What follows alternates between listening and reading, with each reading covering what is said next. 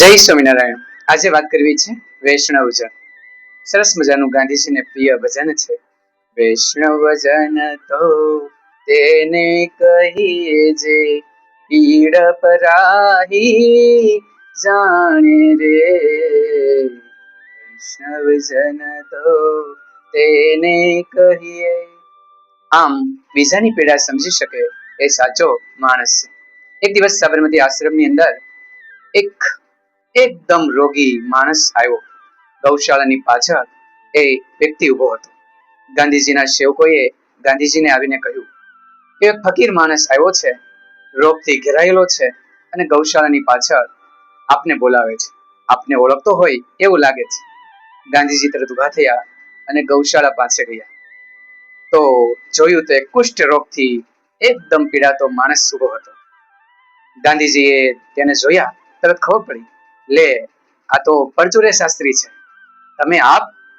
આંખમાં આંસુ સાથે એ શાસ્ત્રી કહેવા લાગ્યા કે હા ગાંધીજી બાપુ, હું એ જ છું કે જે ઘણા વર્ષો પહેલા અહીંયા સાબરમતીની અંદર રહેતો હતો અને ઘણા સમય સુધી કામ કર્યું અને પછી સંસારની અંદર અટવાઈ ગયો અને મને કુષ્ઠ રોગ લાગુ પડ્યો। આખું શરીર એ રોગની અંદર ભરાઈ ગયું છે। પીડાથી આખું શરીર દુખી અને દુઃખમય પીડા પામે છે। આથી મારા ઘરે મને કોઈ સંગરતું નથી, સમાજ મારો તિરસ્કાર કરે છે। આ પરચુરે શાસ્ત્રી એટલે સંસ્કૃતના પખર પંડિત હતા અને સાબરમતી આશ્રમની અંદર કામ પણ કર્યું હતું, પરંતુ આજે કુષ્ઠ રોગને કારણે કોઈ તેને સંગરતું ન હતું।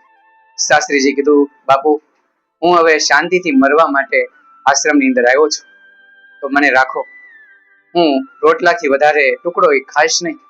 એમ કહેતા એની આંખમાંથી આંસુ પડી ગયા। ગાંધીજી પણ દયાથી દ્રવી ઉઠ્યા અને કહ્યું, શાસ્ત્રીજી કોઈ ચિંતા ન કરો, આ આશ્રમ તમારો છે, પણ યાદ રાખજો તમને રહેવાની છૂટ છે, મરવાની છૂટ નથી, માટે આનંદથી અહીંયા રહો।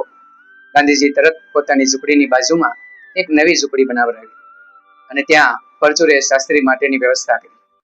સેવકો એની સેવા કરે।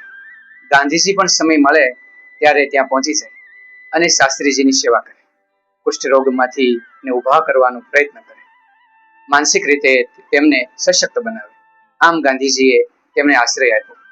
જેમના સગા પરિવાર પણ તેમને તિરસ્કાર કરીને કાઢી મૂક્યા, સમાજ જેને સંગરતો નહોતો, એ ગાંધીજીના આશ્રમની અંદર જઈ અને રહ્યા અને ખૂબ શાંતિથી રહ્યા, તેનું દુઃખ હળવું થયું।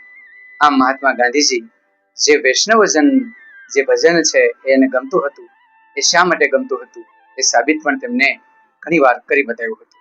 આમ મહાત્મા ગાંધીજી દેશ સેવા સાથે રોગીઓ ગરીબોની સેવા પણ કરી।